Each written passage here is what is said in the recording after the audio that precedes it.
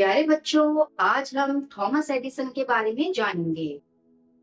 Thomas Edison ایک مشہور موجد تھا جو سوال پوچھنا اور نئے آئیڈیاز آزمانا پسند کرتا تھا۔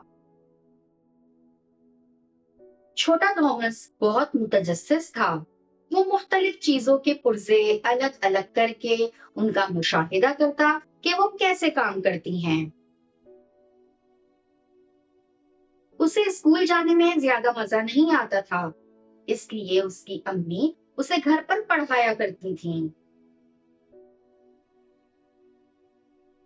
نوجوان تھامس کو کتابیں پڑھنا اور سائنس کے چھوٹے تجربات کرنا پسند تھا۔ تھامس ایڈیسن نے الیکٹرک لائٹ بلب ایجاد کیا جو رات کو دیکھنے میں ہماری مدد کرتا ہے۔ اس نے فونوگراف نامی ایک مشین بھی ایجاد کی جو آوازوں کو ریکارڈ کرتی اور چلا سکتی تھی۔ لوگ حیران رہ گئے جب انہوں نے پہلی بار فونوگراف سے اپنی ہی آوازیں سنی۔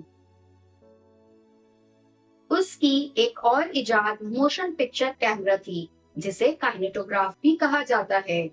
تھامس ایڈیسن اور اس کی ٹیم نے حرکت کرتی ہوئی تصویروں کو ریکارڈ کرنے کے لیے کائنیٹوگراف بنایا اور ان کو دیکھنے کے لیے ایک اور مشین بنائی جسے کائنیٹوسکوپ کہا گیا۔